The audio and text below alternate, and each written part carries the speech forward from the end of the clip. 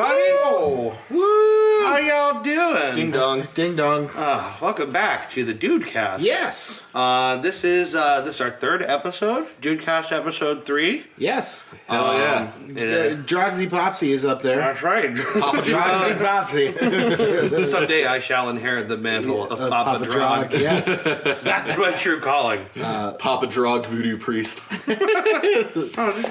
So yeah. Oh wait. Oh, you did. I can't light my. Oh God! I can't light my cigarette. How am I supposed to do anything? Use a match like a goddamn man. Oh, yeah, you go. There you go. Put hair on your chest. Yes. Strike it against your face stubble, and then there you go. Phosphates. Not bad. Ah. All right. So yeah, Dave is seated at the bar side of the Dude's Bar. Right. It's my very own special Droggy episode. Yeah, for hosting That's right. duties. Duties. Smelling like a salty drug. Yes, so welcome back. Excited for this episode. I guess we may as well just get right on into it. Yeah, opening with our classic, time-treasured, beloved opening segment. How are we fucked this week?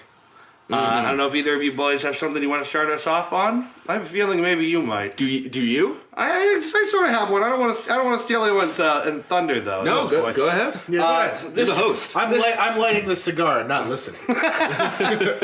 So this week it happens to be today is the 2nd of May. May. The 2nd of May. James May. Very special month of Shout out to every Top Gear fan and Grand Tour fan now. Yes. Oh yeah. The real Top Gear. Yeah. So today's May 2nd, which means yesterday was May 1st, which means that last night the Pittsburgh Penguins played the Capitals in the third game. I know. I knew this was going to happen. See, this doesn't matter to me because I'm not a Pens fan. I figured this is what you were going to talk about. No, it's not. Oh, really? Yeah. Continue. Okay. Continue. Well, then, I'm glad I mentioned it because it deserves mentioning. Yeah. Last night, in what was a particularly nasty sequence, Sidney Crosby was sticked in the head before being elbowed. Squidney Crabs. Prior to yes. It was little slash. Kind of little slash to the back of the Give him helmet. a little slash of poo. Then, as he was going down, caught an elbow to the side of the face. Am I right? You know what I'm talking about? Going down? Yeah. All right. Okay. I was gonna be real mad at you for a second here. Woo, going down, you know what I mean? Yes, by all right. What's his first name? Niskanen. Matt Niskanen. Matt Niskanen, formerly. What makes it doubly ironic is he did used to play for the Pens. Yeah, that's some time ago. How long ago, anyway? 4 years, maybe. Okay. 4 or 5 years. He was with us for a couple seasons, I believe.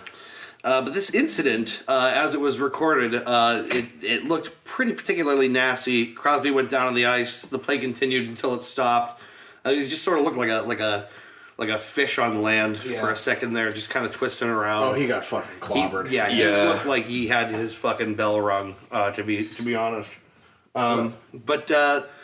So in absence of his presence for the rest of the game, the Pens went on to not do basically much for almost the entire game. The score was 2-0 in the last 2 minutes of the third period before a remarkable rally. 48 seconds, 2 goals. Yeah. One from Malkin, one from, I want to say, Brian Rust. Yeah, that sounds right. Bringing it to 2-2 overtime, and then the Capitals won it overtime, which was Losers. Fucking disappointing. But basically, the reason that this fucks us for not the game but the week is that we still don't know what's happening with Sid. It's pretty possible he won't be in Game 4. Is that right? He's going to be out. Yeah, he's out for 4, from what I heard. Yeah. So 5 possibility. Right. Even then, I mean, we were talking about this earlier. The Pens got enough. I'm a Bruins fan, so I have no stake of this other than I'm able to recognize that Sidney Crosby's probably the best active hockey player out there right now. Even without them, the Pens are stone cold dynamite. I mean, they're vicious. They're vicious. They're gonna repeat. I've been saying it for like months. They're gonna fucking repeat. They're gonna win the cup again. I'll tell you what though. Give Austin Matthews another season. Let him work a little bit more with that Toronto first line, and he will blow up. Oh, I'm sure. I'm sure. Yeah, so basically the rest of that game was a bunch of, very frustrated and confused Penguins, throwing, penalties all over the place, trying to get their feet back. Right. I don't expect that for Game 4. Whatever it looks like, it's not going to look like that. I don't think so. It is going to be a more disciplined game, Yeah. I think. by necessity. It's really just going to have to be. Yeah. But so yeah, that's I would say that's particularly fucky. That's pretty fucky. It's relatively best fucky. player in the league got cross-checked in the head. It's not pretty. I also read some tinfoil hat fucking Pittsburgh sports writer is running up the flagpole that the whole thing was plotted by. Oh, get out of here! Yeah, right. You know what? Give me a fucking. I don't know how you fucking contact sport. Get out of here! Well, how do you coordinate something like that anyway? Because it was such a fluke to look at. You will never find. You will never see me give up on Pittsburgh in the worst of times. Yeah. I'm definitely not a fair weather fan when it comes to Pittsburgh, and I would not turn my back on them in their darkest hour. Yeah, but to look at that clip and say that was a deliberate. The cross check certainly was. That's like I was saying. Yeah. The cross check is certainly deliberate, but the hit to the head was not. He wasn't trying to hit him in the head. To think, and I've seen Matt Niskanen play. Yeah. To think that he would deliberately just elbow an all-star like Sidney Crosby right in the head is ludicrous. Yeah, not on purpose. the appropriate penalty was assessed. It was 5 minutes and he was out of the game. Sure, and 5 minutes seems in game fair enough. misconduct. Yeah, and the league said they're not going to fine him or anything. Yeah, no fine. He didn't need to. It wasn't. He didn't mean to. It's one thing if you come after a guy. I was thinking this morning I could see a fine but no suspension. But even then, yeah. I mean, the guy made a mistake. You know what I mean? He wasn't trying to hurt anybody. I certainly wouldn't go as far as this guy did to blame not only Ovechkin and Niskanen for conspiring on it, but also Trotz and the NHL at large. Yeah. Right? This was his contention. I need to read the article itself. But it's just like the league is sabotaging Sidney Crosby. The league is sabotaging their biggest poster star. Yeah, the guy who sells twice as many jerseys literally as anybody else in the league. Yeah, he's like I didn't know that. The number one. Yeah, he's the number one jersey seller. Twice as many as the next two is Patrick Kane, I think. Oh, really? And who is Patrick Kane? Because I'm an idiot? Yeah, he plays for the Blackhawks. Okay. Yeah. The Chicago Native American Appropriation Squad. How? But yeah, no, but no, he's the star. He's the poster boy of the NHL right now, and with good reason. We were talking about this earlier too. He's like Crosby is. And if you get he wins this cup this year, which they're going to fucking do. But if he wins the cup this year, it puts him in contention for greatest of all time. Yeah, right. Like, up there. Nobody's going to top Gretzky. Yeah. Nobody's going to pull up Gordie Howe's very close second. Mm-hmm. Or Lemieux's very close third. Yeah. You know what I mean? But you got to put. I think if he's top 20 now, if he wins the cup this year, he's definitely making a run for top 10. Yeah. There's a certain breed of player who can do everything because when it comes to ice awareness, he's got eyes in the back of his head. Sure. Yeah. Howe had that. Gretzky had that. Sure. Sidney Crosby certainly has it. Yeah. He doesn't. It's like we were talking about earlier. He's an unselfish player. Yeah. He doesn't. And that's what the greats are. Yeah. You're not hot. You're not a puck hog. You're not trying to go for the glory. You're trying to. Yeah, and not that there's anything wrong with being a reliable goal scorer. Sure. You can talk about your Alex Ovechkins. You can talk about your help me out here. Patrick Kane, Vladimir Tarasenko, your Zach Parise, Corey Perry. Right. You can talk, and they're fantastic. They're phenomenal players, but Crosby's got that awareness that lets him seek and see a play developing and know Gretzky sense. He's got Gretzky sense. Yeah. It's a trademarked ability. Gretzky sense. Wayne Gretzky. Yeah, and not only that, his back check is great. He can play defense. He's exactly the kind of player you want at center. Sure. Who's willing to do whatever it takes not to score, but to advance the puck And he's respected. create opportunities. He's respected. Y'all liking this NHL talk, folks? I found myself underwater so fucking fast. I just wanted to be like, oh wow, how about this thing? And then it's like, oh wait, we're gonna I actually still talk don't know about what hockey. icing is. No, but what is What is a puck? How do you move the puck? No, but yeah, best wishes to Crosby. Like I said, get well, Sid. I'm the non-Pens fan in the room. I'm a big Bruins fan. But gotta go for the hometown boys, and Sid's the best. So, Well, anyways, that's why I think we're fucked. Someone else tell me why we're fucked this week. All right, I got two, and they both relate to food. Unsurprisingly. All right. I was hoping we get into food sooner or later. Yes, yeah, about time. And they're both McDonald's. It's been an entire about 10 minutes. Yep. We haven't talked about Big food old chubby once. fat fuckers talking about food. Two things that I'm going to touch on semi-briefly. Number one, McDonald's has gotten rid of their orange high C blast That's or right. whatever it is. It's McDonald's. Yeah, that's the first one. Yeah, so like That's been around since we were kids. yes, that was the drink that I always got when I was a child with my Happy Meal. That is the one. Yeah. And my grandma would affectionately order it for me as the orange drink. Yeah. So that's what I just knew it as. I didn't know it was Fantastic like beverage. Orange drank. Orange drank. I didn't know it was like the high C orange bonsai. Wow! Holy shit! Cowabunga. Just the orange one. No, it's just orange drink. Just the orange one, So please. and like that was my favorite. That was always my favorite. I got it with all my burgers. Yeah. It's like it was the best thing on the menu. And McDonald's, the fucking soulless cocksuckers I know. are getting rid of it. And everyone loves it. And everyone loves it. I don't understand it's it. like everyone's why you're like. No, we gotta put more sugary sodas on the menu. They're going to replace it with something too, but I can't remember what. Yeah. Whoa, that's a Coca-Cola mixed with cocaine. Woo! We'll smoke some meth and drink some root beer. Yeah, I'll have a large. Fucking loving it.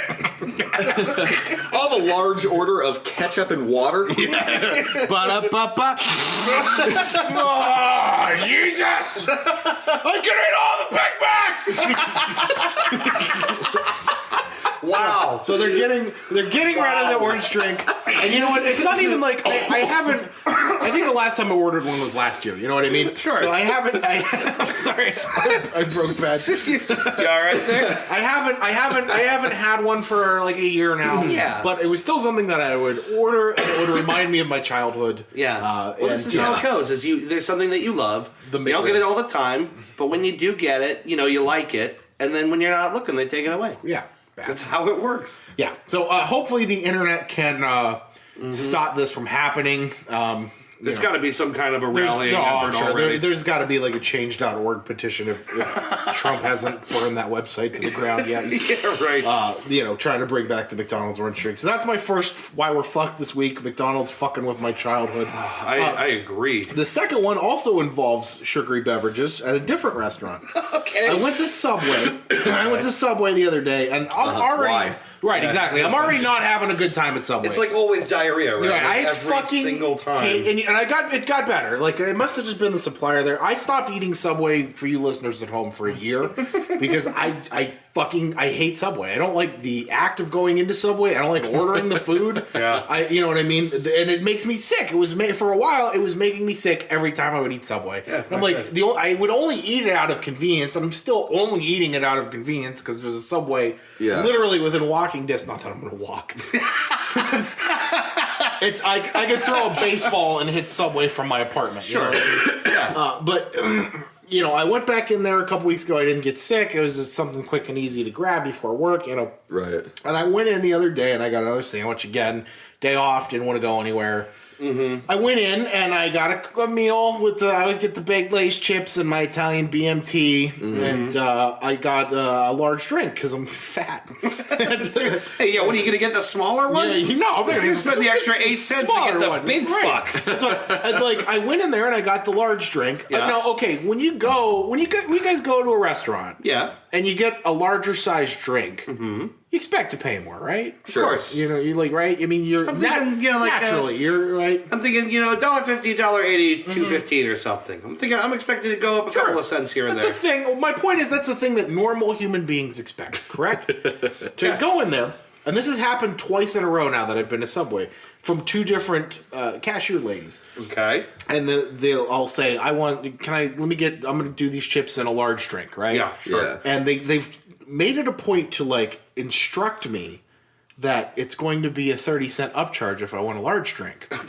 And I'm like, okay, yeah, I know that. Like, whatever. Yeah, right, I'm with the program. Like, I know. But they've told me twice in a row now. And the second time I went home and I was eating my sandwich and I started thinking about it. That means some fucking asshole went into Subway, got the large drink, and went, I got to pay more to shove more sugar into my fat mouth? Wow. What the fuck is this bullshit? I'm going to pay 30 cents?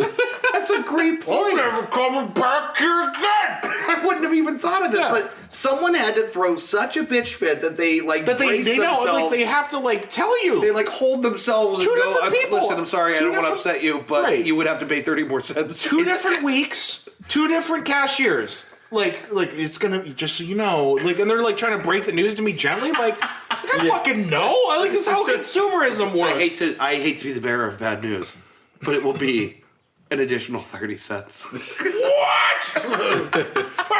That's despicable. What's the meaning of that? I want my Pepsi Max now we do have financing plans available.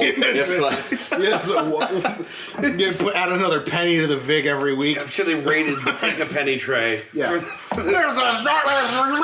despicable. I just want to beer bomb my Dr. Pepper.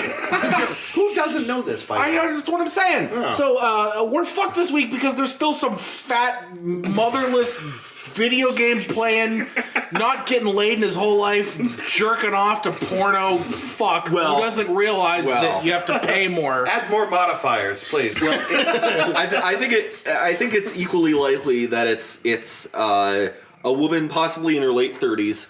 Who the most common thing she says in conversation is, "I want to speak to a manager." Yeah, the complete pain in the ass at Starbucks lady. Yeah, people exist, the lady with the fucking North Face vest and the baby carrier, or like a toddler on a leash. I should get this for free. Look how healthy I look. Pack of Virginia Slims in her front pocket. That fucking lady. Yeah. That fucking my husband owns a dentist's office, and this is where I get my drama because we don't have cable. Exactly right. I'm going to be late for my son's fucking lacrosse practice. Right, yeah, there you go. Lacrosse. Somehow it's the right detail. That's the right detail. The lacrosse of all sports. I gotta take my son to lacrosse practice and then get my toenails done for the 3rd time this week. That fucking lady. Yeah, that's probably way more likely. Like, just the complete pain in the ass lady. The fucking sociopath whose husband doesn't love her anymore, but she doesn't want to leave. Yeah, sure. You know what I mean? Yeah. Like that. Well, at the other Subway I was at, they only had a 20-cent upcharge. Yeah. Jesus Christ.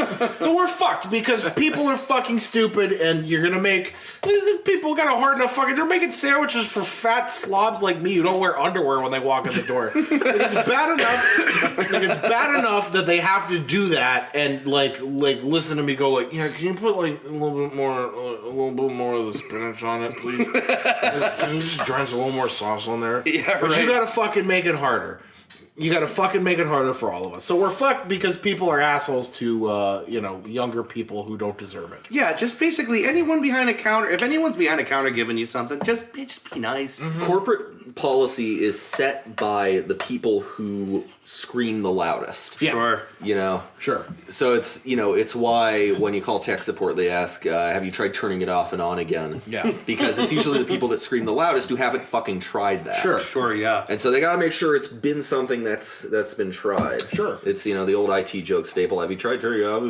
Like, yeah. Yeah. But not every. I'm telling everybody you, does because I've gotten those phone calls at my job before. Sure. So, yeah.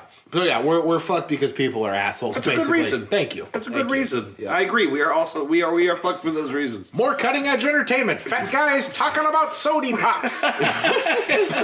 Angry at Subway. So Ben, why are we fucked this week? It's a little predictable, but and especially because the late night talk show circuit has already beat me to it. But Donald Trump You still listening, conservatives? Yeah, right. Didn't think so. Yeah. I don't think we had them to start. Yep. I could really just leave it at Donald Trump. You could. And All right, moving on to our next subject. Donald Trump, who I didn't vote for. Yeah, Putting it kindly. I don't even refer to him by the title he supposedly holds. Donald Trump recently made some strange, real out there comments about the Civil War. Yeah. Why did the Civil War have to happen? Why could that not have been worked out? Right. Andrew Jackson, a president who died over a decade before the Civil War even began, Trump said, why couldn't, Andrew Jackson wouldn't have let the Civil War happen. Well, I mean, he's right. 16 years prior. Yes. If only 16 years before he hadn't, whooshed the butterfly and set all that shit in motion. Right. Meanwhile, this is the guy who, basically began the slaughter of the Native Americans as we know it in the U.S. Oh, Andrew Jackson, you mean? Okay. He's real sick. Oh, yeah, I guess that's, Andrew Jackson is a real sick fuck, and I'm pretty sure he's in the White House right now on a portrait, right? He might be, yeah. I'm pretty sure his portrait's having in an the iced White tea House. with Frederick Douglass. Who's still also alive. But it's one of these things you would think that if a person held that office, you would think that they would know about a little something about the major points of our country's history. We don't even need him to know all the presidents, because who knows that? Yeah, right. You know what I mean? But who the fuck knows about Rutherford B. Hayes? What the Zachary Taylor. Guys, I can tell you a lot about Rutherford B. Hayes. That'll be my topic for the next thing.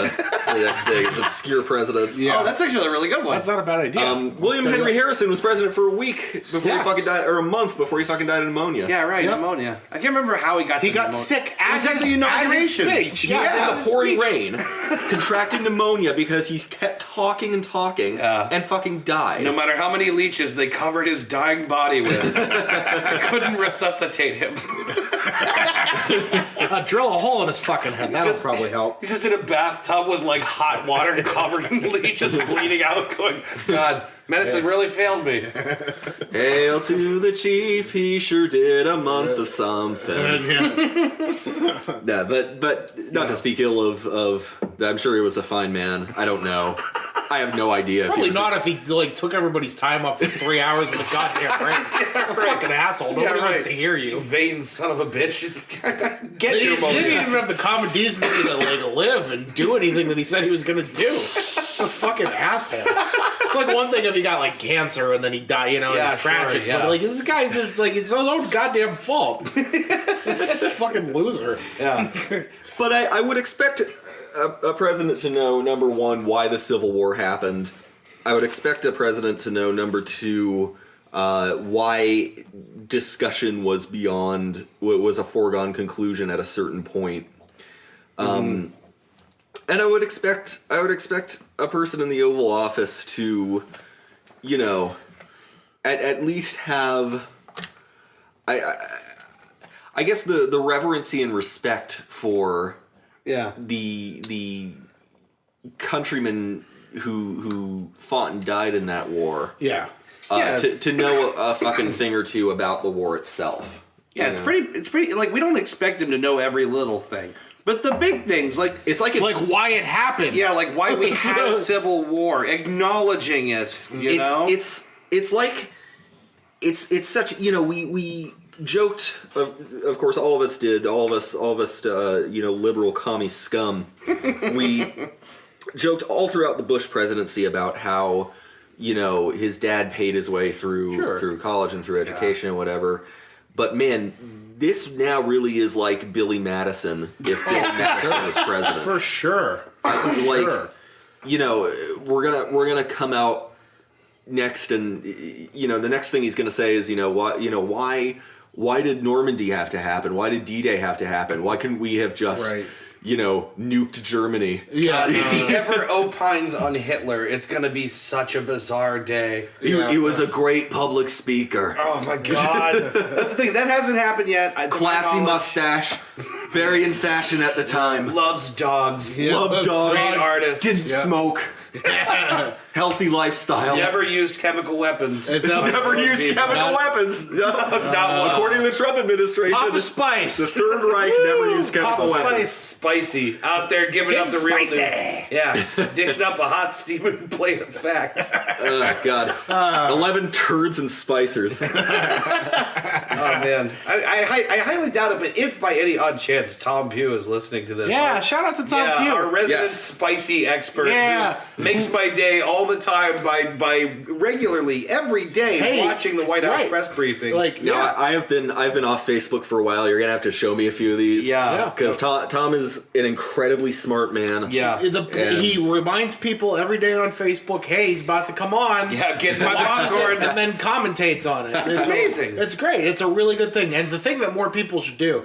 And honestly, as much as everybody rags on C-SPAN, guys, it's probably not a bad idea to flip on C-SPAN every once in a while and see what kind of shit they're trying to do. Please. I know it's boring, It's so fucking boring, but it's so important. It's probably a good idea to do that every once in a while. Yeah. It really is. Yeah. Regularly at the top of Politico.com, whatever thing is happening live, if someone's giving a press briefing, if there's an important hearing that's being covered by C-SPAN, if there's something like that, they'll regularly link it up in the top of the page. Sure. So it's always good to just check out and just to see. What do they think is important, for me to be paying attention to Today, right. Yeah, it's usually something like that. Yeah. All right. Well, we are decidedly fucked this week. I think we can all agree. This is becoming a depressing trend. We are going to take a break, and then we will come back with the next segment of our show, Which we like to call farting into the microphone for 55 minutes. in 43 seconds. Stay tuned. Bye. Fuck living, fuck dying, fuck laughing, fuck crying, fuck this song, but mostly fuck you.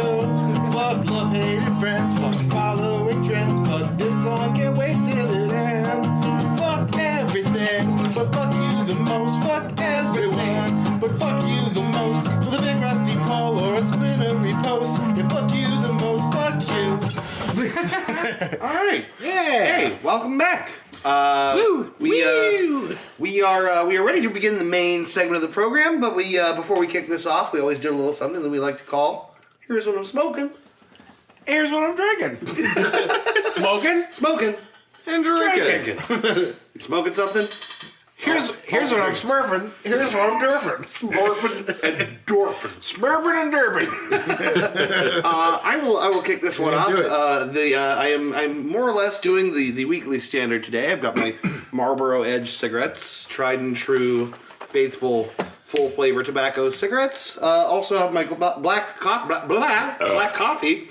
Which is mostly done, but I'm also spicing this up by intermixing Great Lakes Brewing's Burning River Pale Ale. That's a good beer. Now, for anyone who doesn't know that story of why it's called Burning River. Yeah, right. We should talk. We just touch briefly on this. Which is it? It's the Cuyahoga River, is it The not? Cuyahoga River up there runs through Cleveland. Right through Cleveland town. And it catches fire. Yeah. or at least it did. It's several times. Not just once, but I believe A couple times. five. Oh, really? I believe Couple times. 5 times it has caught fire. How dirty does a body of water have to be before its dirt outbalances its wateriness? It is, that's right. It is so polluted that the fucking thing can catch fire. Yes, water catches fire in Cleveland. And has so many times.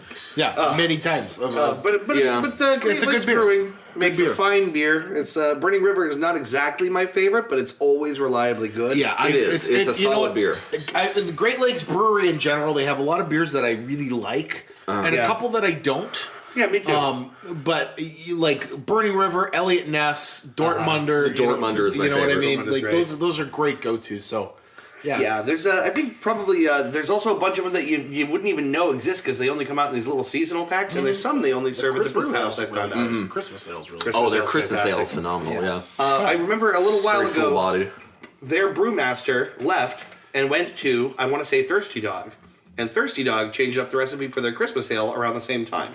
Wow. Yeah, so it seems like the brewmaster might have taken some tricks from Great Lakes and brought them over to Thirsty Dog. So I'm going to have to try their Christmas ale Good this stuff. year. Yeah. Yeah, try that out. Check that out, people. A little mini recommendation before we get to the finals. Do you think Santa brews his own Christmas ale up in the North Pole? Just grinding elves into a Mashing their sad little screaming bones. Dad, why? A touch of cinnamon. Get in the pot. Oh God, gross. All right. So wait, all the elves are his children? Is like Mrs. Claus? That's a little Is mythology. in my fantasy. That's Is Mrs. Claus some kind of like grotesque like bloated brood queen that like just spawns at regular intervals? Every cookies. Like a Zerg mother hatching little elf people to be mashed in a pot by a sadistic bearded Grinding madman. up bones in a grinder. Their blood is sticky and sweet. Father, what is my purpose? Why to make toys until you drop dead, of course. It was almost Tim Allen there. What if Tim Allen was Santa Claus? Wow. Well, he is. Well, he is. is he? We just brought it full circle. There you go. Shout out to the Santa Claus 1, 2, 3, and 4. Is there a fourth one? I don't know, but there's 3. Whatever. Who cares? Fuck it. first Who one's the only one that cares? counts. Nobody's watching them. Yeah. Let's get out of I think the first one's the only one that counts. Oh, okay. Anywho, moving on. What are you smoking? What are you drinking? What am I don't know what I'm smoking. I'm smoking, hold on, What does the little guy say? AJ Fernandez Hoya. It's a Toro blend, which Hoya. is like the little bit smaller wrap. Nice. I really like this cigar so far. I'm actually at the sweet spot. I wasn't sure when I first lit it up because it was a little too earthy for me. I don't like that kind of at the outset, but this is a really good smoke. It's a little more mild, so it's spicier. Smells nice. It's It smells good. really nice. I'm enjoying that. What's the Hoya? It's the Hoya, yeah. Hoya. But AJ Fernandez is the smoke. It's a really good one. Check them out if you ever get a chance. And I'm also, because I'm a big, fat, gross alcoholic, I'm drinking the classic Carlo Rossi in the fucking jug. Classic. Paisano. The Paisano. And not only in the jug, but out of the jug. Which I think is There's no glass. Yeah. I'm just blasting it. I'm cannonballing it. facing a Caddyshack glass jug style. of wine. Yeah, cannonball. Yeah, I'm just drinking it out of the jug like an animal. It tastes terrific. It's the Paisano blend, which is like an Italian red blend, which is basically You're supposed to put it on pasta. yeah, exactly. Yeah. What? You're supposed to. No, do you not know about this? What are you talking about? You're supposed to, like, with this jug wine, with these like sweet red blends. Yeah. You're supposed to put them over like angel hair pasta. I did not know And that. just eat the pasta just with wine on it, or Yeah, well, you can put sauce on top of it. okay. And everything. By the time I get to like didn't know right that. here towards the bottom of this bottle, I will probably be ready to do that tonight. So, But like, I'll put you up some spagat. yeah. so like, so My genius girlfriend in spagat. Shout out to Crispy Doodlin' Puts Cribsy Diddlin' Puts. for spagat. So like I'm not Italian at all, but my stepdad is, and I've been to enough dinners with my stepdad's family that I think it's especially like a holiday thing or like a wedding thing, where you get angel hair pasta, you put it in a little bit of water, angel hair or penne, and a little bit of the water it was cooked in. Yeah. You pour just like a splash of red wine into it. Okay. Mix it up. And then, you can put whatever else on top. Usually I just do Parmesan cheese because Sure. this flavor of the sauce would overpower the wine. Sure.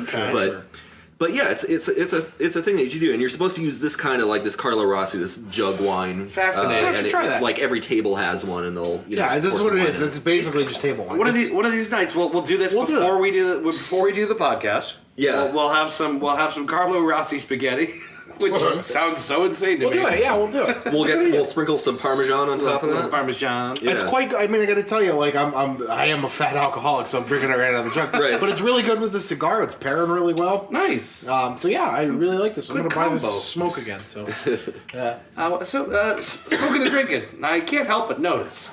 You can't, that I'm not actually smoking anything. I see this. I am the the token non-smoker. token non-smoker. The in the group. non-toker. Every once in a while, I'll have a cigar. I gotta pop over to Smoker Friendly and get a new one. Yeah. But But if it makes you feel better, I'm certainly confident that the amount of secondhand smoke in this room is Oh, for sure, it is. Yeah. just downright disastrous. so I guess I'm smoking these two guys. It's playing Make hell of that on your what you lungs and your circulatory system. It's great. That's awesome. Yeah. Yeah. But I am drinking Killian's. George Killian's Irish Red. Famous Irish Red. Seems to be a theme on the show. It is. George Killian's and his famous Irish Red. It's of all the beers that they have over at the Golden. The Golden Punis. This is probably one of the better ones. That's a good one. Yeah. Oh, yeah. That's not good. No, they do not have a fantastic beer selection. We got Natty Ice, Natty Light, Bud Light Lime, and Coors. And Coors. Yeah. Milwaukee's Best Ice, what we were affectionately referred to as Beast. God, it is a damn. I would hate to see Milwaukee's worst. or even like Milwaukee's like, it's all right. You know what I mean? Like that one. I wonder if Milwaukee has tried to sue to get their city's name off of this beer yet. No, well they can't. It's been they're a sub brand of Miller, as it turns out. Oh, okay. That's a shame. Can't do nothing. Makes me sad. So it's that name is there to stay, but yeah, it's horrible. It's not a good beer. It gets you drunk very, very fast, but it tastes horrible and has a way of leaving you with a nasty headache. Oh yeah, that's a headache thing. Yeah, like more so than other beers of comparable alcohol volumes because it's bad. It's a bad beer, but it's cheap as shit. Oh my god, and it gets you drunk as hell. It kind of wrecked me the other. I think it wrecked both of us. It was bad. It was not good. Yeah. Raging alcoholics. All right, so that's what we're smoking. Smoking and drinking. Smurping, derping. Smorping, dorping. The lost brothers of Thorin Oakenshield. Okay, so I want to move us all along to our main segment. It's our topic of discussion. And I thought about this a while. I didn't come up with anything really until sometime today or last night. Mm-hmm. But what really kicked it off was a series of videos, Ben, that we were watching on YouTube last night. So we were watching some more or less Let's Play style videos of a group of people playing Star Trek Bridge Commander in virtual reality. Yeah. Right? So, if you haven't seen any video of it, it looks incredible. If you have even just like a mild interest in Star Trek, the idea of being able to sit on the bridge is so fascinating. It's so exciting. It looks so authentic. Yeah. It really looks like a great time, and it got me to thinking about that, because I've been a VR enthusiast for a little while now, and I don't have any of the really good hardware. I don't have the PlayStation VR. I don't have any of the desktop VR. I just have the mobile Daydream VR. So I have, like a little bit of, sort of a window into what virtual reality is capable of.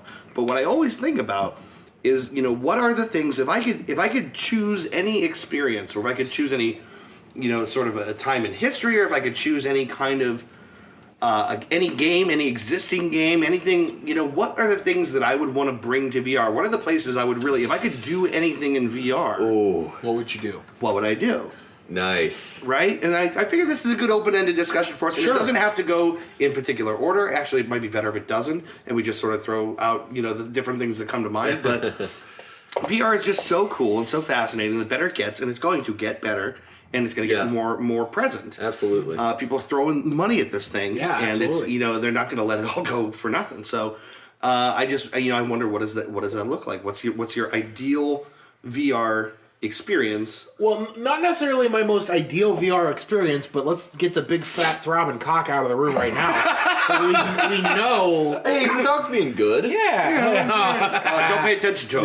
Don't make eye contact. The minute you do, he'll start freaking out. Shout out to Bo, not the listener, but the dog. Yeah, right. At my feet right now, who I am not looking at. I'm so trying not to make eye contact because he's going to start barking. Yeah. But let's get the penis out of the room right now. I mean, porno is going to be huge in VR. It's going to be like it's already huge. Yeah, I'm sure. If you notice, there's every week you can go on Reddit and see this is why we're drifting further away from God's light, and it's to do with VR headset on the screen is as if God hasn't abandoned us years ago. Yeah, and just on the screen is like this anime, hentai type deal. God. Yeah, right. That's all who's got it right now. Is just the neck cartoon watching. Yeah. Yeah. But I mean, that's gonna be a thing. You're gonna be able to fuck someone POV style. Yeah, right. With your fucking weird overpriced fleshlight.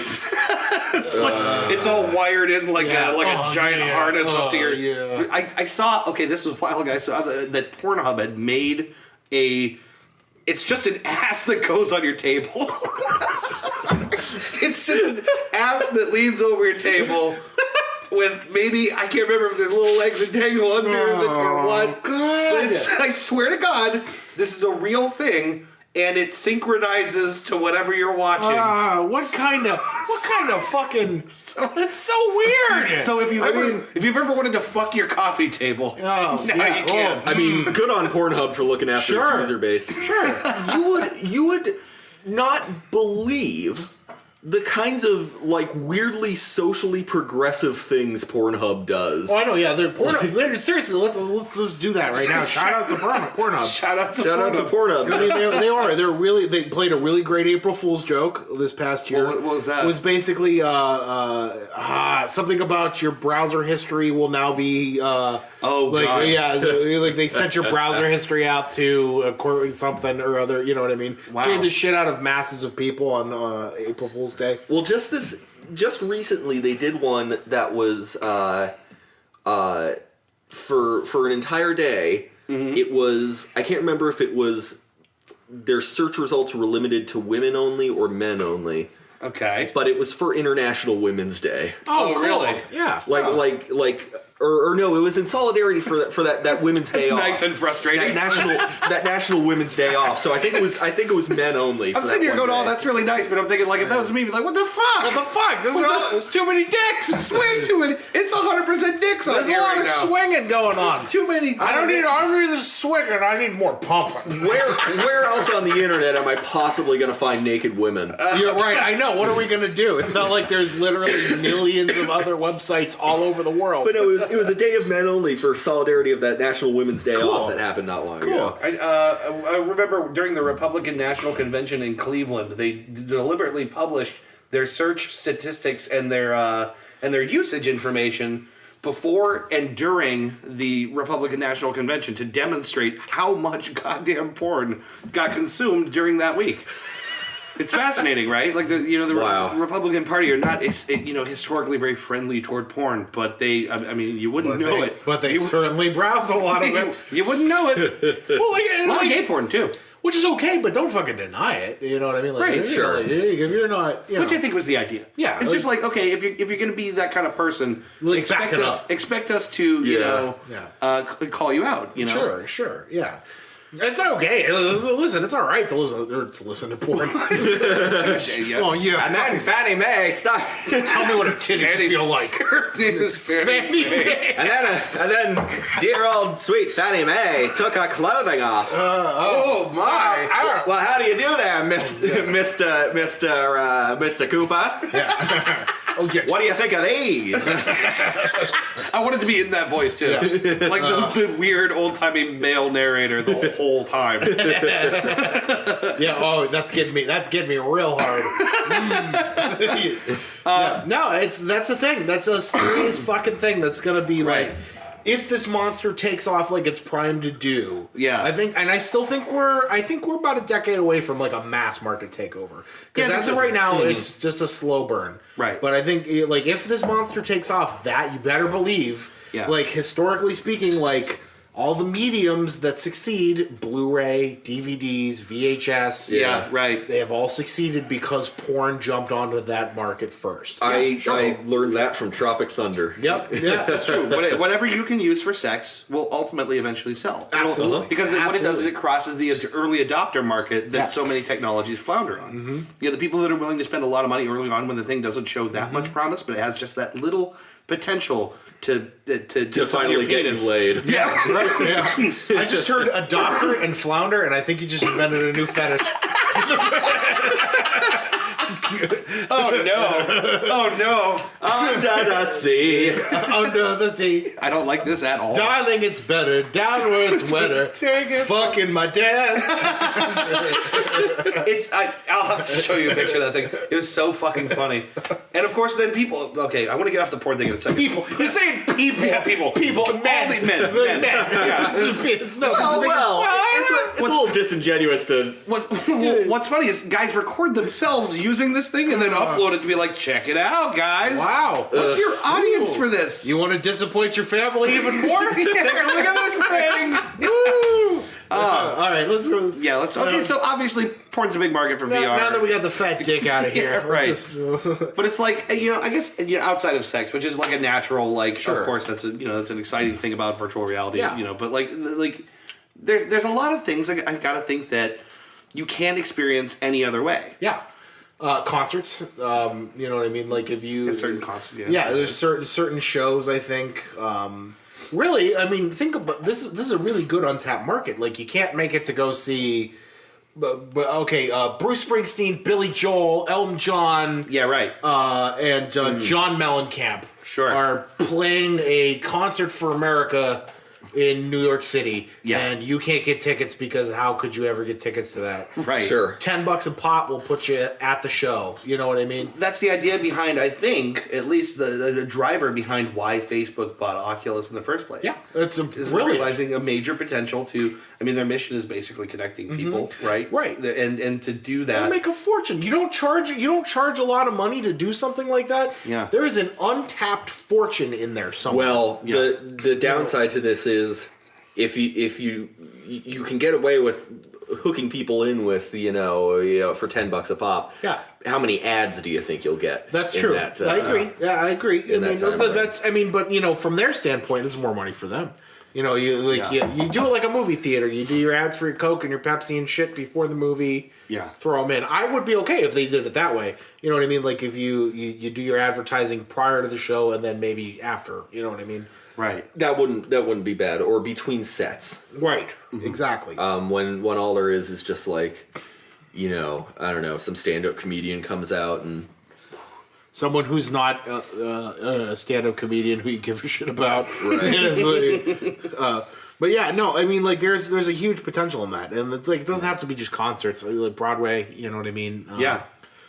Plays, movies, anything like that. Yeah. You can, there's a really big market for that shit, I think. Yeah. For people who just don't want to get out of their fucking bed. Right. You know what I mean? Or in a lot of cases can't.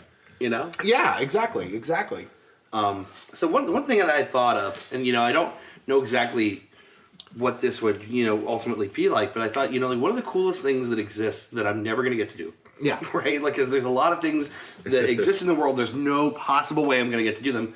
One of them is to be aboard the International Space Station. oh Yeah, yeah, absolutely. Right? Absolutely. It's like, a handful of people on the planet Earth have ever gotten to do it, period. yeah. yeah. And, I got to thinking, what, like how cool it would be to spend some time on the International Space Walking Station. around. A totally unique thing that no one gets to do. Sure. Well, you say walking, but Yeah, right, yeah. Right. Well, I mean, like, even, like, not totally unique things. Museums, you Yeah, know what I mean? sure.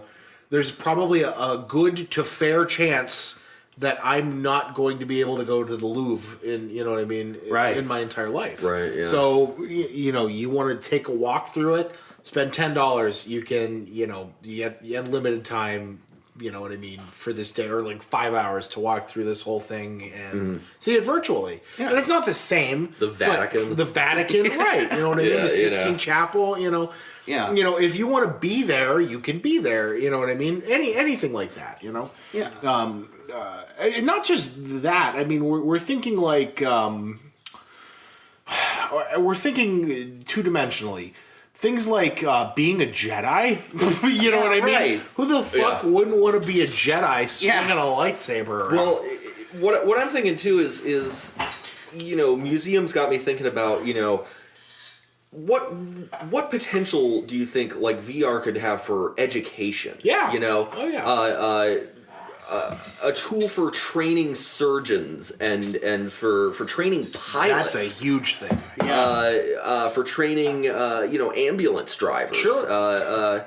All these different applications for educating people. Yeah. That virtual reality would make worlds easier. Sure. Yeah. Yeah, I mean, I know, like, I did, one of my junior major project in college was you had to go interview somebody, interview a couple people, and write, like, a long-ass, it was a recommendation paper, basically. It was like, you had to make a 30-page recommendation project as to why you think this thing is good. And I had the advantage of my mom works at the hospital here, and she at the time worked under the head doctor over all the doctors. And I got to interview him, and it was over this thing. I found out it was this heart surgery thing that the doctor could perform. Is this laser device? Okay. Like the patient's in one room. The doctor's in another room, and he can go in with this device. Yeah. And open somebody up and perform surgery. Right. And I got to interview. We don't have that particular thing at this hospital, at our hospital, St. Elizabeth's, but we have several things that are very close to that. Yeah, and, right. and he talked to me for about an hour about how, you know what I mean, these things, have helped a lot of people. Yeah. And makes the healing process is way faster. You know what I mean? Things like that. I got the chance. This is so crazy. I found this guy on YouTube. It was this heart surgery thing.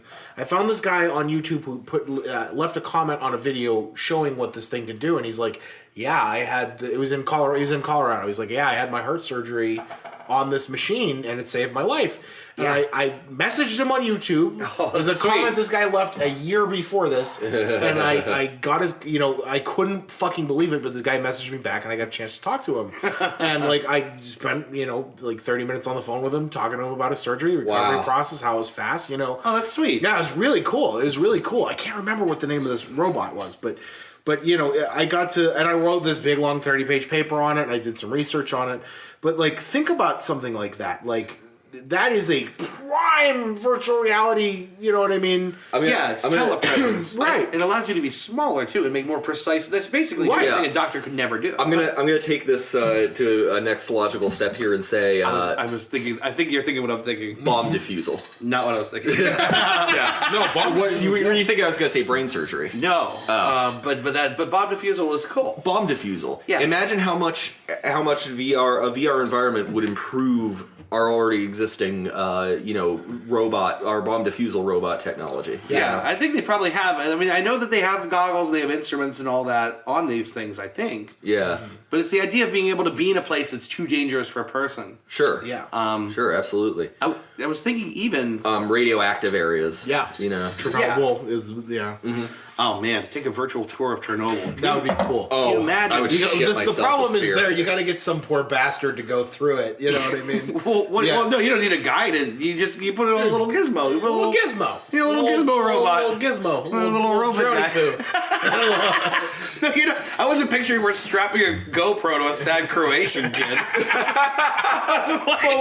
but we could do that. We have the technology. We can do that. Go on now, Georgi. If you brave wasteland, you'll get 5 potato. I'm scared. you get a GoPro and a pretty decent sized memory card. You can get that shit in 4K if he's fast. Just run his little ass through there. You know what I mean? I think I've watched throw him a 5 for his trouble. You can buy food for a week. Just throw him a Game Boy cartridge. That's good enough. This is fine. We'll figure out how to use Here's Kirby, you fucking poor bastard. I don't even have Game Boy.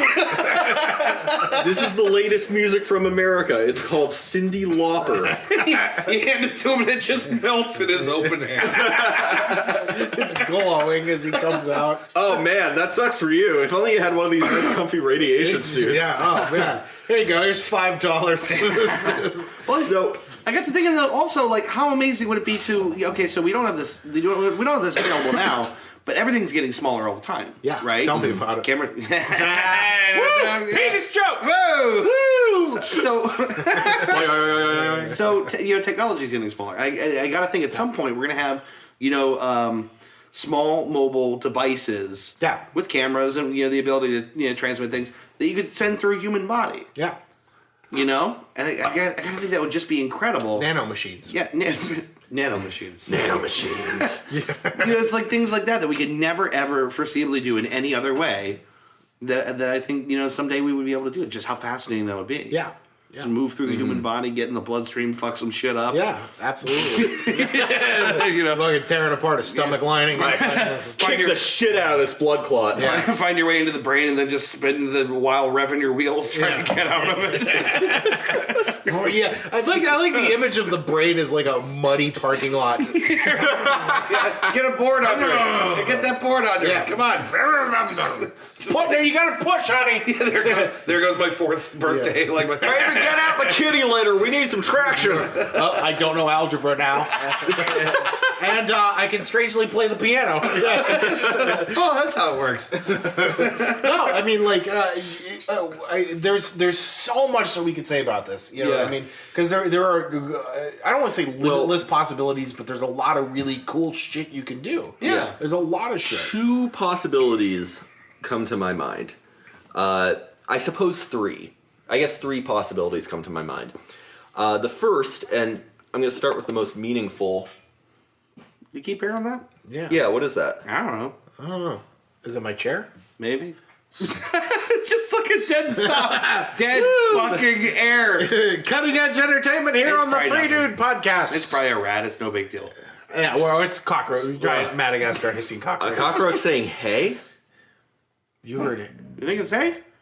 That's what I You want heard. to take a break? It sounded like a voice. Let's take a little break. Make sure we haven't been broken into. Let's take a pause break, and we're gonna go. We're all gonna get murdered. Yeah. All right. Yeah. Bye. All right. Hey, we're back. Nobody. We're nobody all killed dead. us? Yeah. Yeah. I was wounded terribly. Yeah. We got that rat though. There was a Yeah. spooky ghost. It was pretty spoopy. We chased him out. He was just being kind of a dickhead.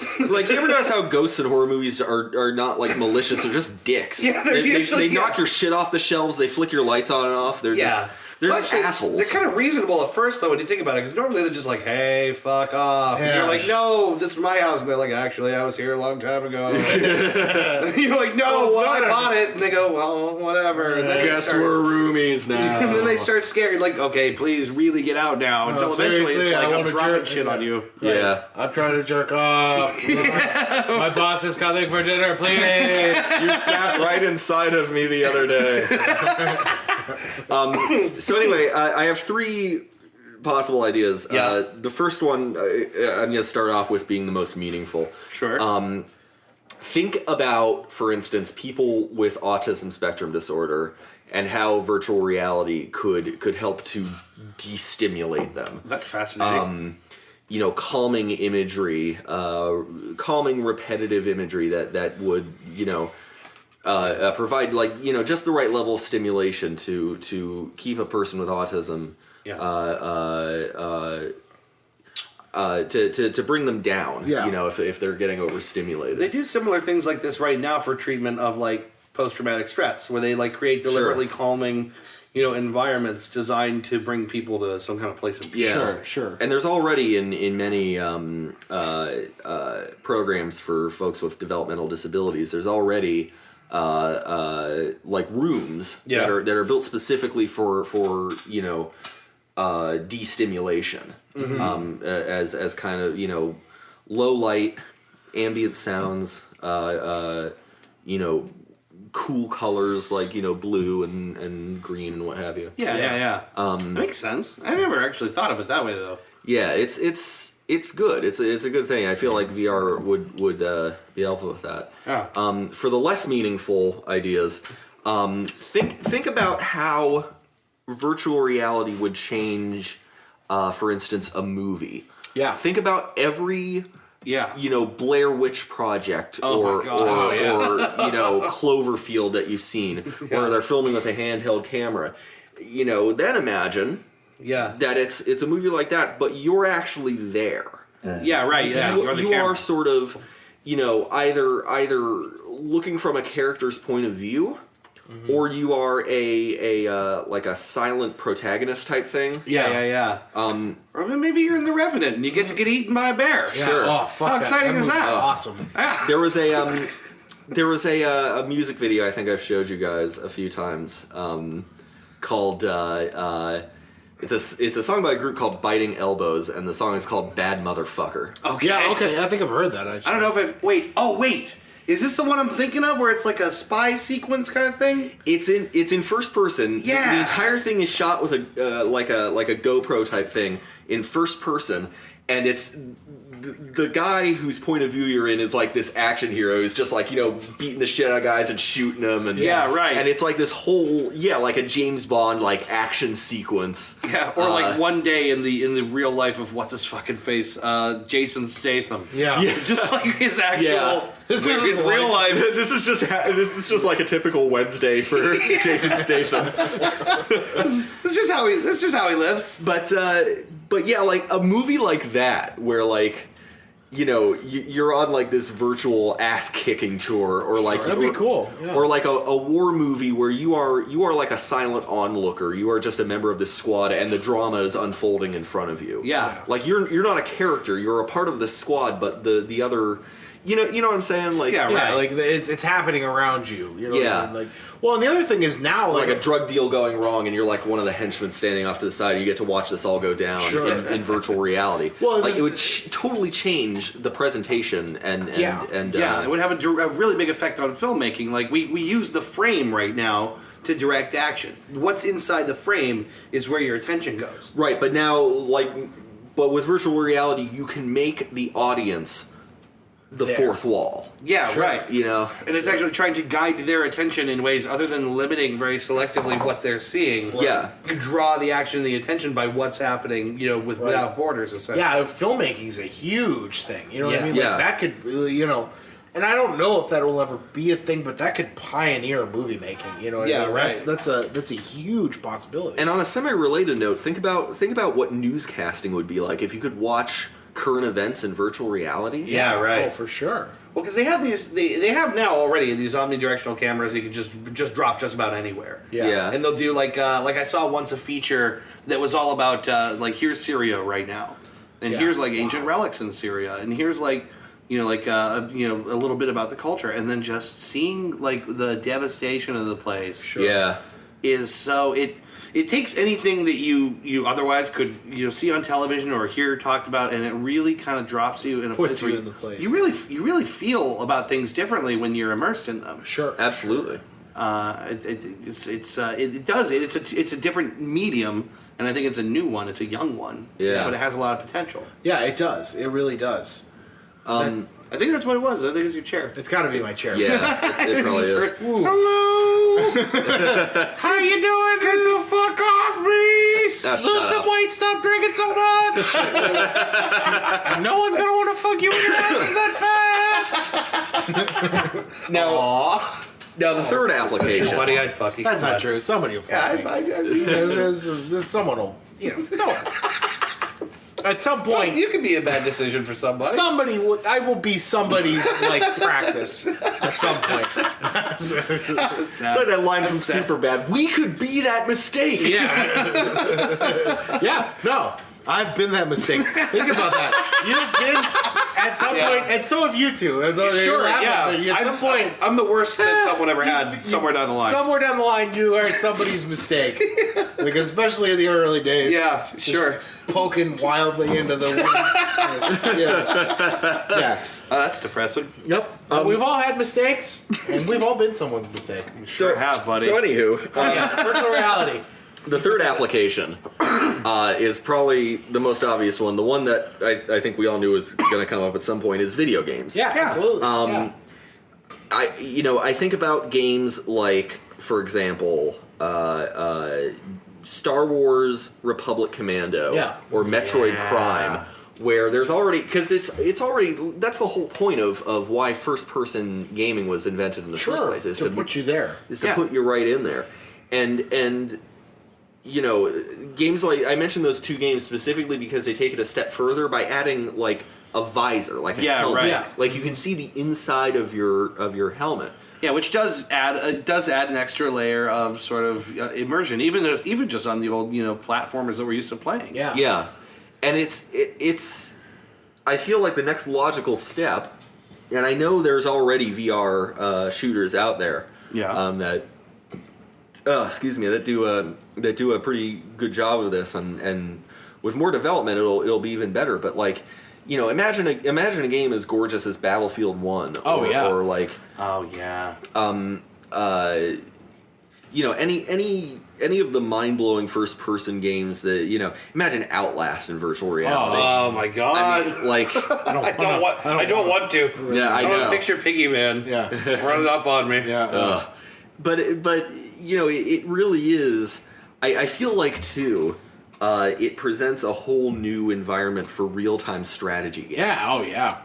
Yeah. Being in virtual reality and commanding troops from that kind of environment. I didn't even think about that. But that overhead perspective of having all these different troops underneath you and really being able to look around and experience, like viewing that from above.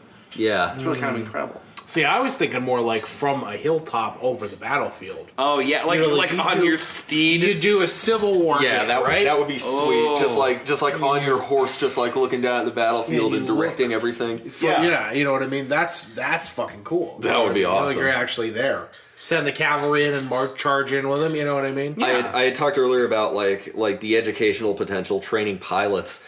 How about Microsoft Flight Simulator VR? Oh, yeah, hell yeah. How about Ace Combat VR? Yeah. How about Snakes on a Plane VR? Hell yeah. It's actually this time it's really your motherfucking plane. Yeah. Yeah, definitely. Think about all the giant robot games you can make with VR. Oh, hell yeah. Yeah, Titanfall kind of shit. Titanfall. How Stand cool would by. that be?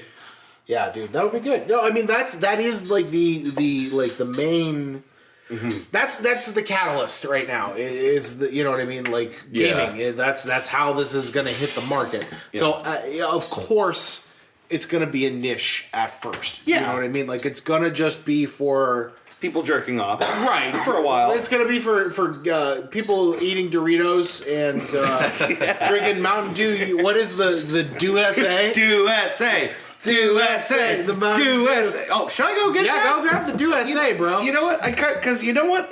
No, keep it going. I was going to say, to some extent, we may have explored this topic enough. So, to you people who don't know, well, Dave goes to get this Mountain Dew. I just found out about this, an hour and a half ago. Bartender's gone means we don't have to tip.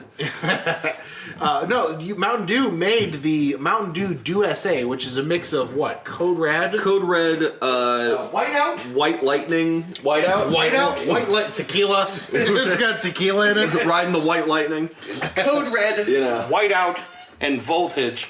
This is Dew SA. I bought it just because I thought it was a bit of a novelty. Game fuel, baby. I For thought all you fat neckbeards out there. They describe it as united with 3 flavors. Reunited and the Dew. So yeah, let's try it. We'll take a pause from the topic for a minute just to let me get in. Have a little look at the can. Yeah, that's what it sounds like. Crisp. Curious as to your thoughts. That's not bad. It's not bad. It's not bad. It's surprising. You know what it tastes like? You got a handful of runts. Yeah, shoved them in your mouth. Yeah, I described it as kind of like those firecracker popsicles, like the red, white, and blue popsicles. Yeah, that's it. That's exactly it. It's just like a blue raspberry / cherry flavor. Yeah, really. Damn, that's not bad. It really is. Wow. I mean, the soda companies are out of ideas when they're like, let's just mix 3 of them. Yeah, sure. Well, I mean, that's what you did when you were a kid, right? Yeah, right. Exactly. Yeah, Come on, suicide. You go to the fucking buffet because you're fat and your parents are broke, and actually, I kind of want to know what color this is. it looks clear. I want to pour it out into. Oh no, it's not clear. It's kind of purpley. It's purple. I think it's kind of purple. It is. It's purple. It's purple. It's purpley. It's like a lavender. It's a bit of type it's a bit of a purple drink. It's a purple drink. We had orange drinks and purple drinks.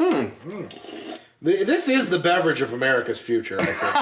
It's not bad. It's really not that fucking bad. It's surprisingly good for just jamming 3 Mountain Dew flavors. Here's what I learned.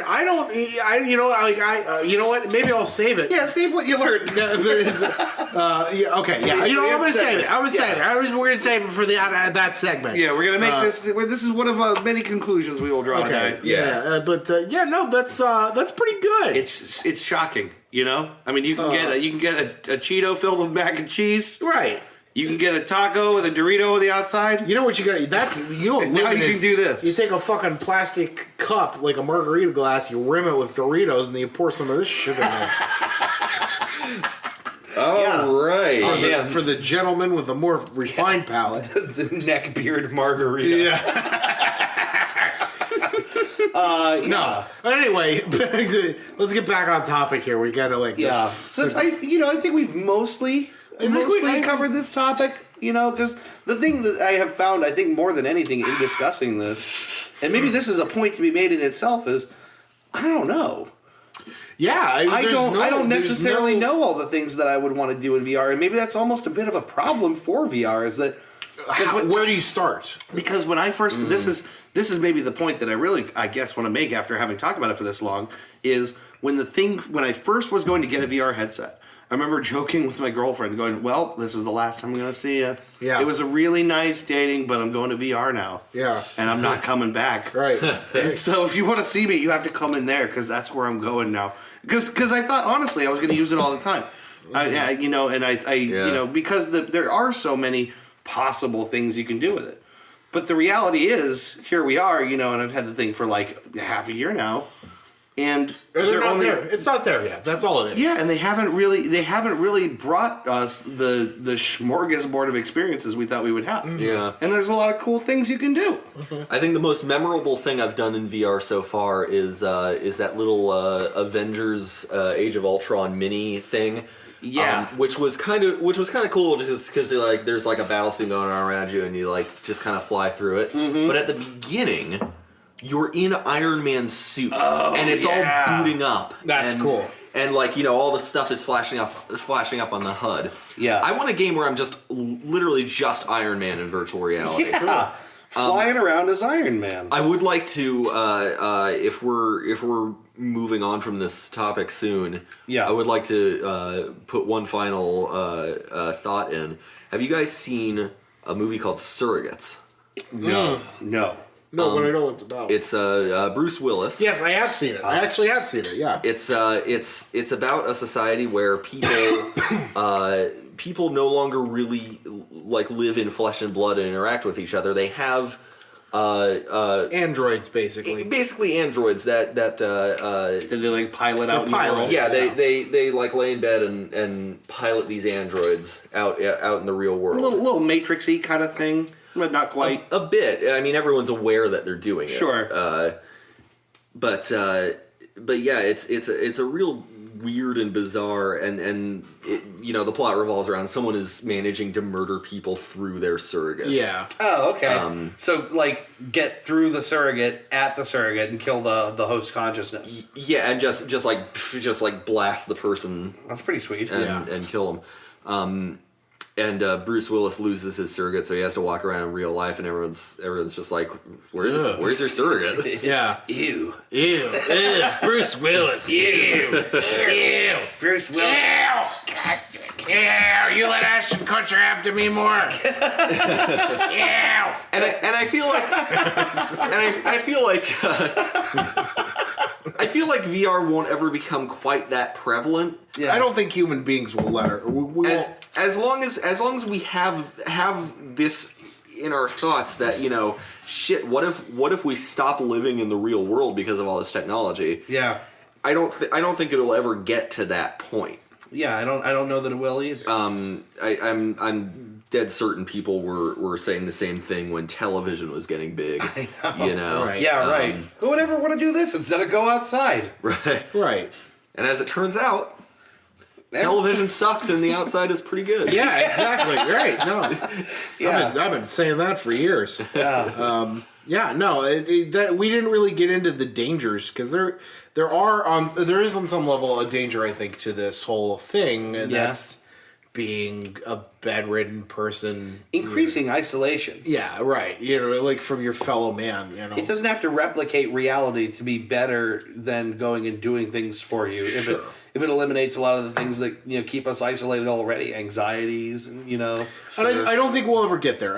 I watched Bill Nye do in preparation for his new Netflix show, which I've still yet to watch. I watched a little bit. It's pretty good.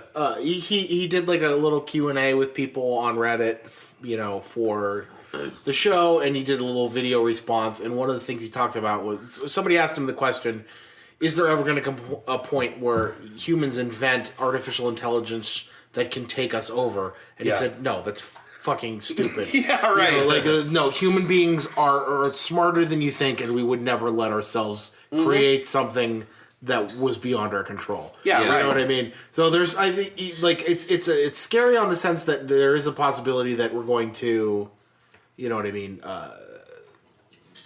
isolate ourselves from other people. Yeah. But ultimately, I think, just like with television, you're still gonna fucking go outside and take a walk every once in a while. You know what I mean? Yeah. Like, and enjoy the world as long as we still have it left. You know, if that does happen in the next 10 years. It's a dangerous road, folks. Is what I'm saying. We're talking about all this shit like it's gonna happen in the future. Yeah. There's probably not gonna be a future. Shit's gonna stay dumb for a really long We're gonna time. be real stupid, and we might be dead in the next 50 years. Almost definitely. Yeah, when the aliens come down and sift through the glass of what used to be this planet. When they harvest our anuses and then just leave us dead. Yeah. They're gonna look at this podcast and go, "What were they talking about?" You know, God, we should be so lucky. My worst fear is that some aliens come through and rummage through the ashes of human civilization, and one of the first things they find is Chairman of the Board starring Carrot Top. Yeah, it's really the order that they discover a culture in really defines pretty much what they're going to do or with us. literally anything by Pauly Shore. Anything that he's in, anything that he had a hand in. I wonder what he's doing right now. Crying. Yeah, probably. Crying over his Pornhub animated ass on his table. Pauly Shore's jiggling robotic ass is still not enough. Or you, I just picture Pauly Shore's like it's a Pornhub special, But it's for a Pauly week Shore's only. ass. You can actually get Feels like I'm wearing nothing at all. Woo! Hey, buddy. That's a really awful idea. Coming in my ass. Pauly Shore's sponsored by Pornhub. He doesn't have any fucking. That's the saddest. He doesn't have any catchphrases to cash in No, on it this has thing. nothing. It's $29.99. You get Pauly Shore's ass. You know what? on I your buy it for the table. novelty. Yeah, I would just so for the hell buy of it. it. God. You gotta plug it in every once in a while. Yeah, just You watch it bounce let around it or vibrate on your table and fall off. Bounces along the edge. Yes. Yeah. You put Remember Biodome? Put empty beer bottles in Yeah, it. there you go. Stand them upside down. Oh, God. I think we've covered this topic. It's a good stopping point. I really don't want to think about Pauly Shore's ass anymore, so why don't we take a little break, and we'll be back with the closing of the show. Yeah. All right, cool, bye. It's late in the evening. Wait. I'm dressed in her underwear. The least you could do, she says, is shave off your pubic hair. I put on her high heels and I go for a stride. And she says, darling, you look fabulous tonight.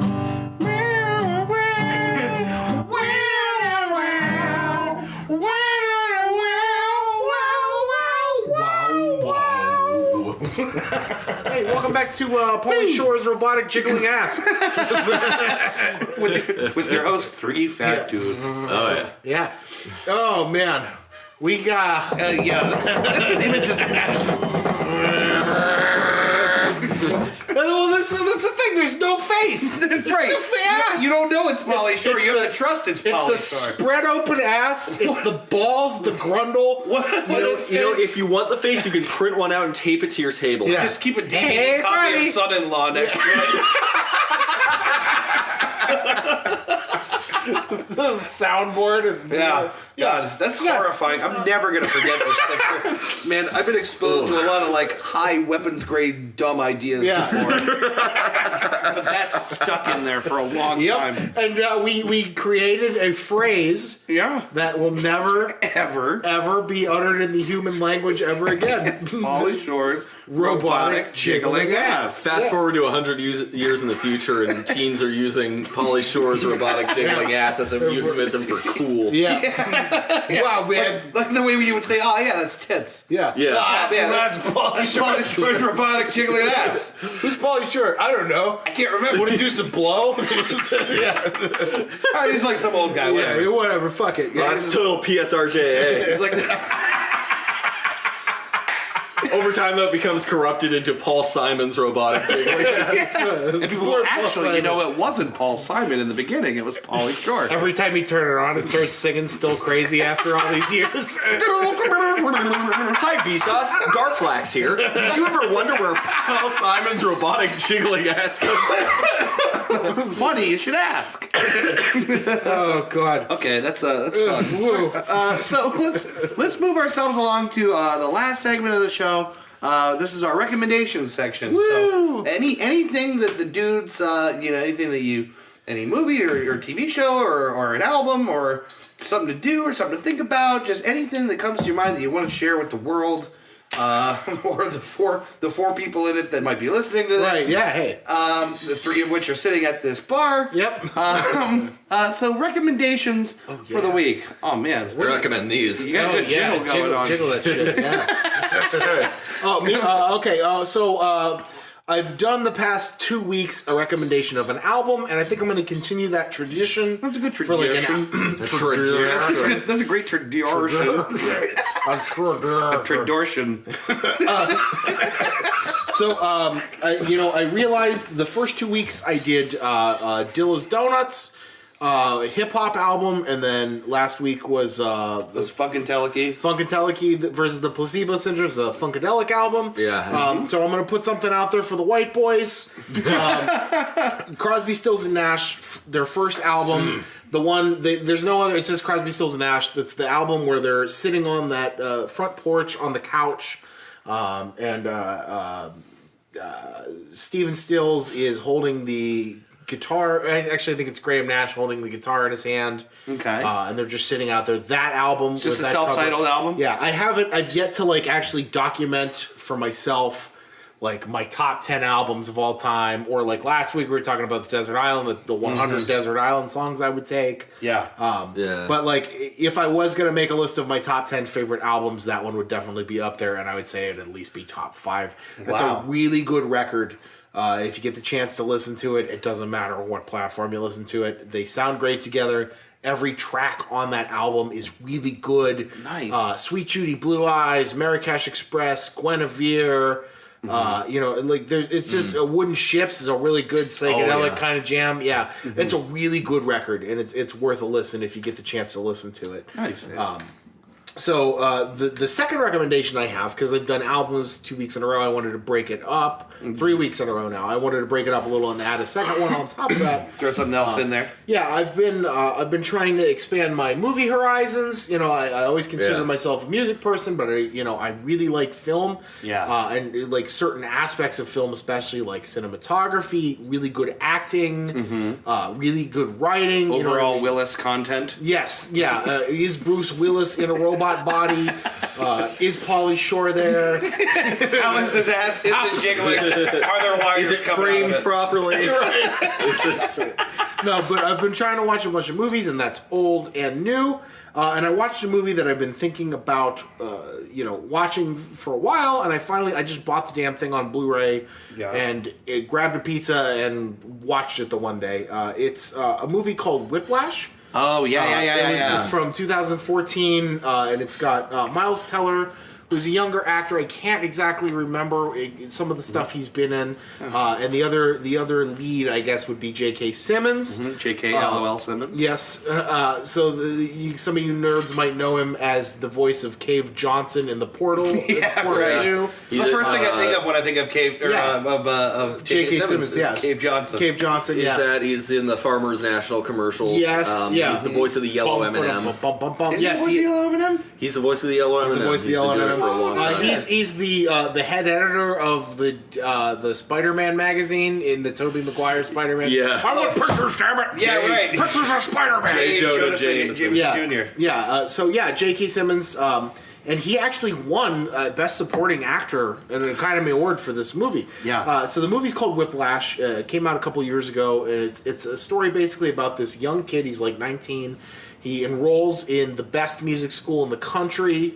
Schaefer, I think Schaefer is what it's called. Okay, it's not Juilliard. It's not Juilliard. It's not Juilliard. They couldn't use Juilliard. Oh, okay. But it's Schaefer. It's Juilliard. So he enrolls in this music school. He's a drummer, and he's doing his studies one day, like in his class, one of his main basic classes, and this guy J.K. Simmons plays like the leader. This teacher who's the leader of the main jazz ensemble at the school, which is like one of the most prestigious things in the world. Yeah. And he's just a bastard. Yeah. I mean, he's exacting. He just the whole movie he plays just such a cocksucker. He's just terrible to these students. Not, you know what I mean? Not quite my tempo. Yeah, exactly. Yeah, some of you might have seen that clip. Just I think that's been around quite a bit. Yeah, for a while. YouTube clip. Even if you're not sure if you like the movie or not, just look up "Not Quite My Tempo." Yeah. And it's definitely the chair.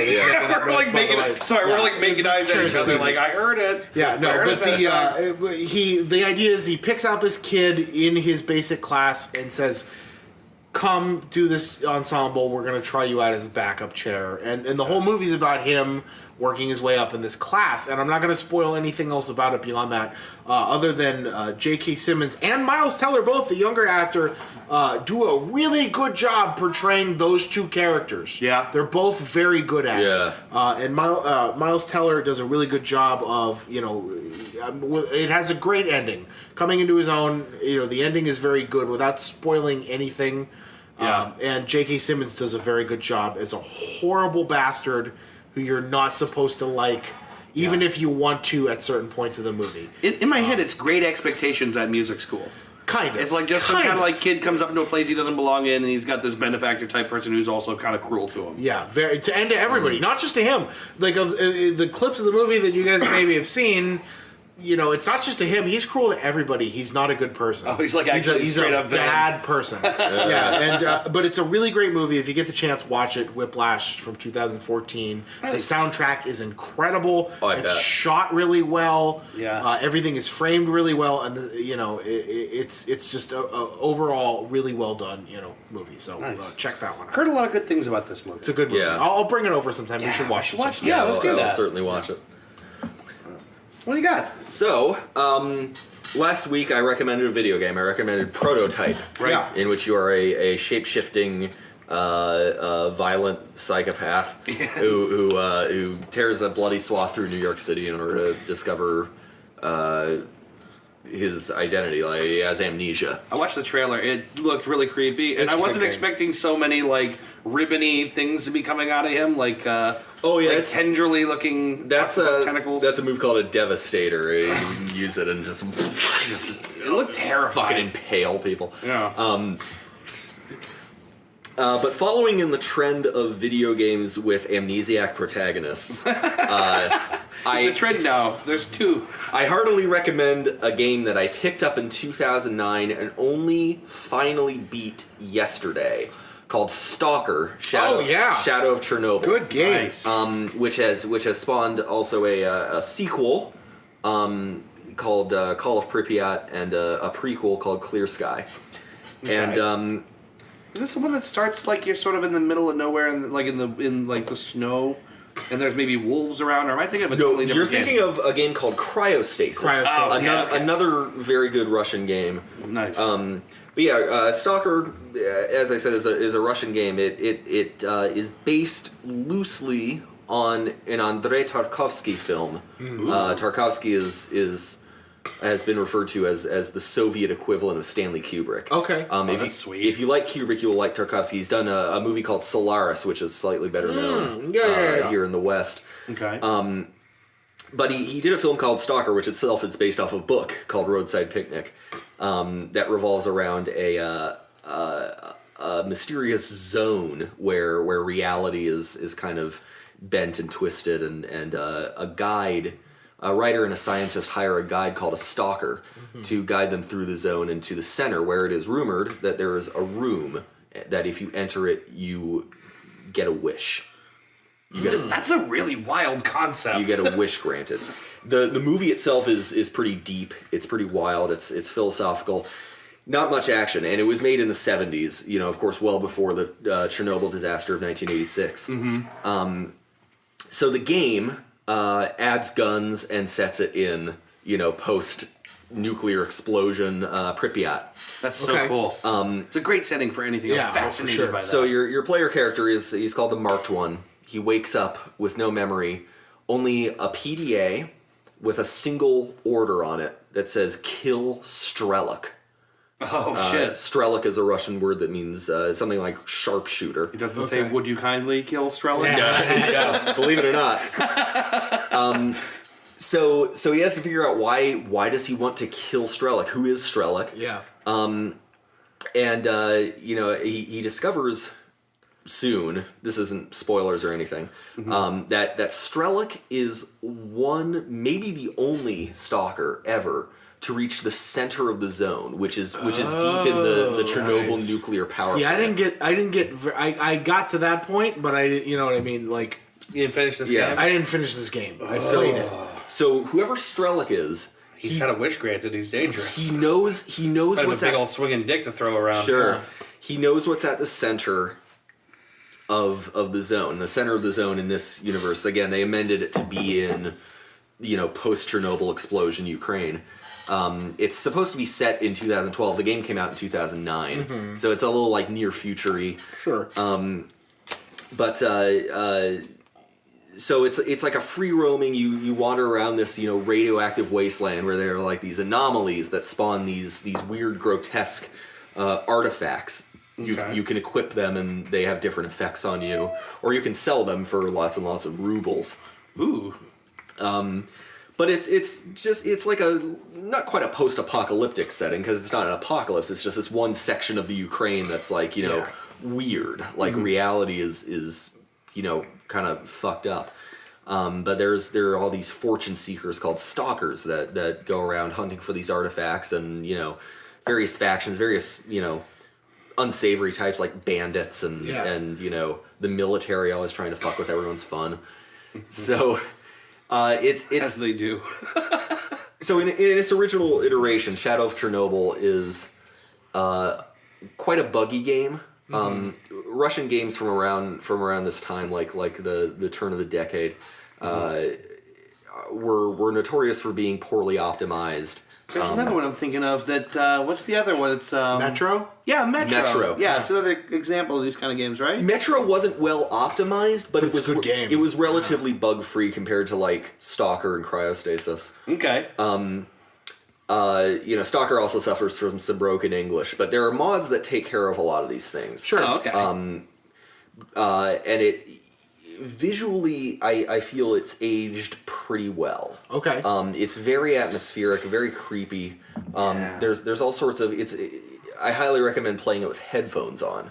Yeah. You know, there will be points where you will need to listen for footsteps, or you'll need to listen for like little audio cues to tell you there are enemies nearby. That kind of creeps me out, man. Well, I don't know if I can handle it. You have an advantage. Human opponents also have PDAs, and your radar will tell you how many people with PDAs are in the area. Okay. So if you look on the mini-map and it shows, you know, 3 people, and you see 3 yellow dots, there's 3 neutral people in the area. You know where they are. But if you see 3 and there's no dots in the mini-map, they're enemies. You've got enemies nearby, and you can be alert and look out for them. With the creatures and the mutants that inhabit the zone, it's not so easy. Sure. Right. You got to really listen. There's one that can turn invisible. Oh, nice. My least favorite one of the game. He's called the Bloodsucker, and he is horrifying. Yeah.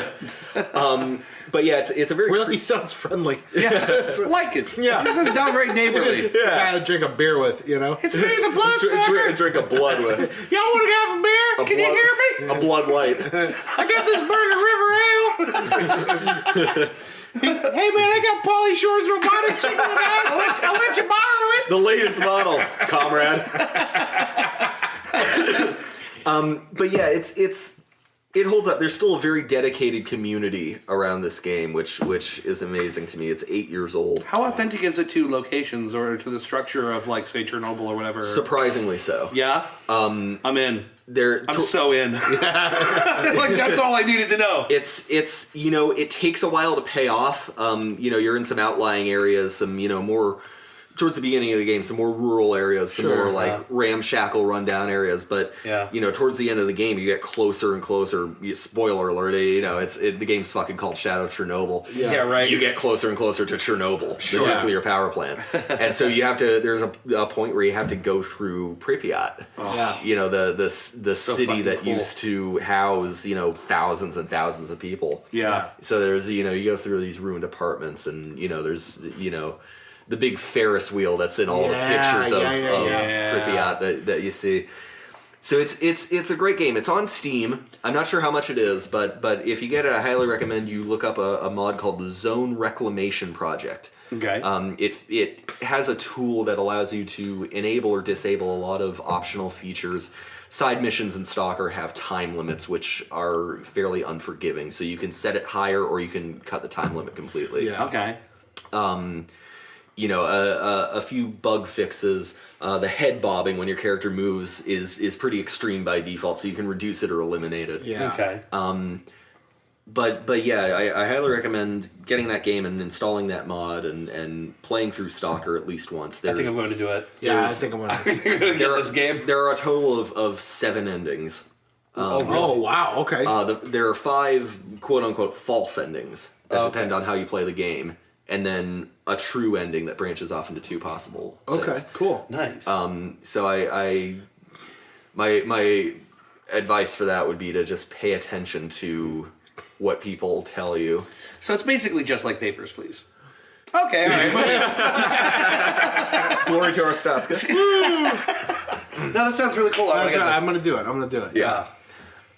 Okay, so real quick to recommend for I wanted to keep in keeping with the theme of the episode, I wanted to recommend a virtual reality experience. Something that I really enjoyed. It's only available for the Google Daydream. I think I might have told you about it, Ben. I don't know if I told you about this at all, Chris. But what this is, it's a game experience called virtual reality.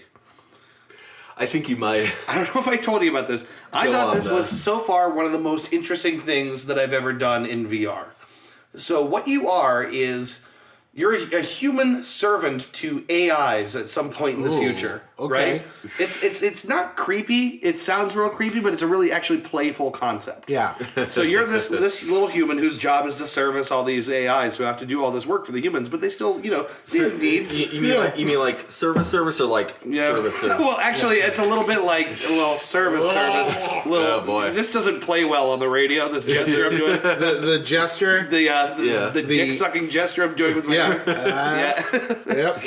So your first mission, you're dropped in, and you have to service an AI who appears as a giant pat of butter. Okay. Right?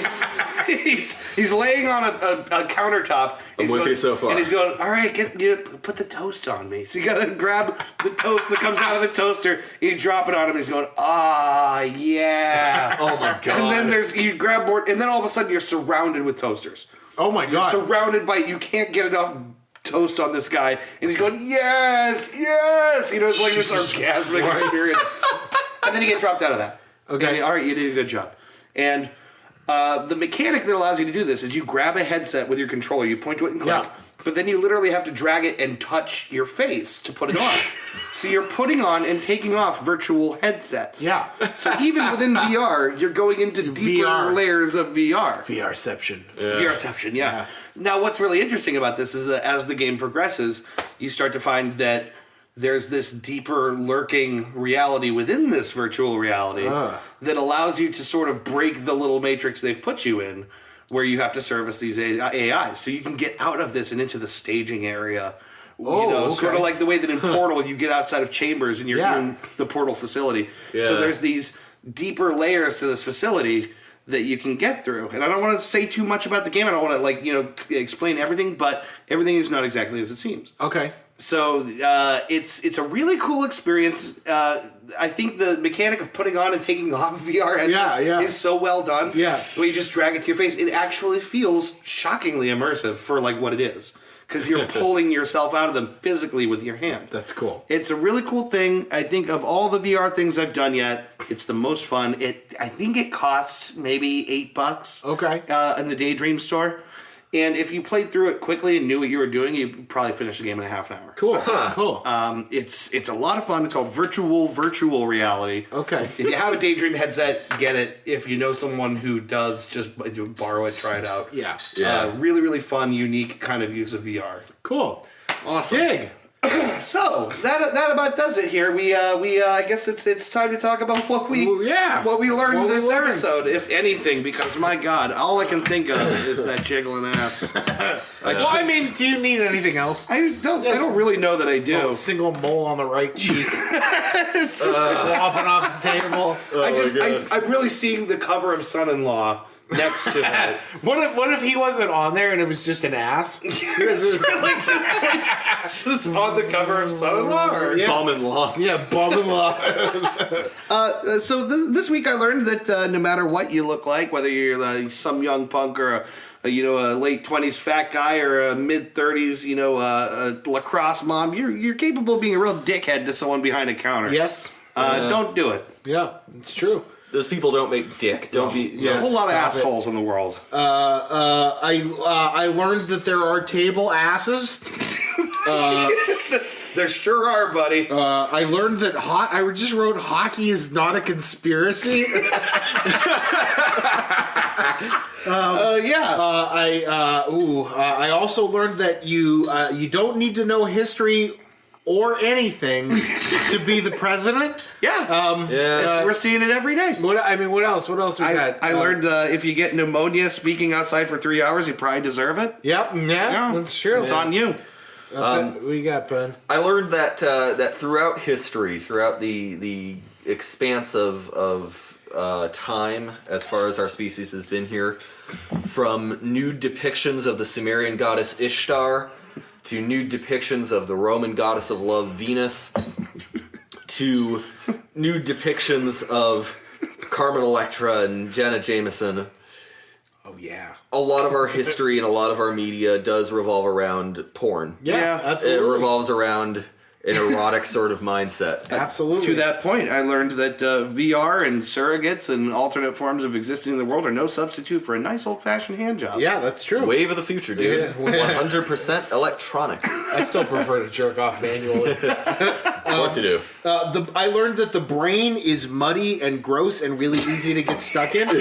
Don't do a tractor pull on the human brain. Yep. I guess I learned that Mountain Dew in its original form sucks. But the flavors, like Code Red and all the other stuff, pretty good. Yeah. Sorry, I don't really care for Code Red on its own, but this This is pretty good. Yeah. This is pretty good. Do SA. Do USA. Do USA. Do USA. I'm a patriot. Yeah. I like my Do SA. What flavors do you think would be included in the Do SSR? Because I think it's just a quadruple shot of Code Red. Yeah. I'm back in the Do SSR. It's just mashed potatoes. Just jammed into a can. Yep, and bark, tree bark, and cold and sadness. Tastes like communism. Yeah. Well, I guess that about does it. Yeah. You forgot borscht. That's right. Beet flavored Mountain Dew. Delicious. So I guess that's been episode 3. Stick around for next week when I guess it'll be back to him. Oh yeah, it's my turn. Our host for episode 4. I have to think of a topic. You got to think of a topic. I gotta get ready for this. Special shout out to the dog for not being a total asshole this whole Yeah, time. I know. Sitting there being nice. Oh, look at that. Hey, Boba, speak. Why don't you say hey to the people? Boba, speak. Hey, Boba, speak. Speak. Come on, Bo. Speak. You can do it. Speak. Speak. Oh, fuck you, you dumb animal. man. Boba. Yeah. Speak. Speak. Speak. Woof. Speak. Yeah, speak. More. Speak. Speak. Yay. All right. Yeah, that's right. All right, next time, 3 dudes. Bye-bye. Adios.